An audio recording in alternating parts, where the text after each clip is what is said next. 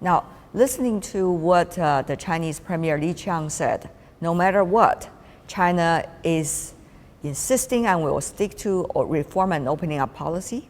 China insists on being the growing engine of the world. China insists on contributing to the world by making sure the economy is growing fast and also stability in the country. What does that mean to you as a Vice President of the New Development Bank?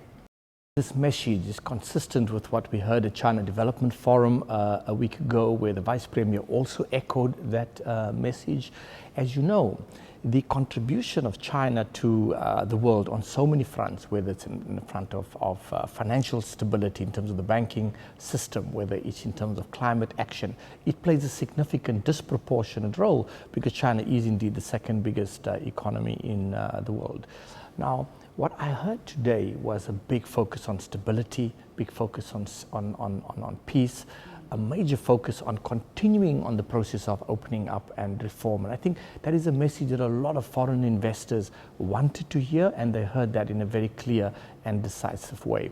The Premier specifically said that regardless of what happens in the global economy, uncertainties, geopolitical tensions, China will continue on this path of deepening reform. And that really was a message about attracting more foreign direct investment, continuing with reforms of the financial and capital markets. And this is all positive as part of China's drive towards modernizing its economy.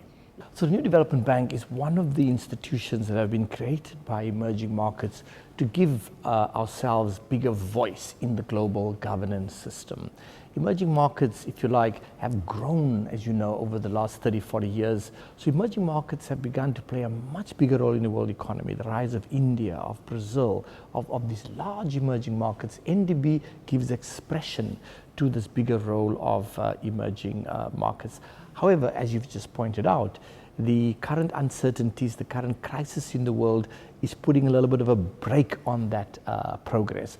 We are very much focused on ensuring that we can increase our financial resources, that we can find ways of doubling and trebling what we do so that we can build the sustainable infrastructure, modernize our economies, build more renewable energy, battery storage, build modern ports, high-speed rail. That is really our role to increase the productive capacity via infrastructure provision. And we believe that the foundations are there. Despite these challenges, we will continue to deliver on that mandate.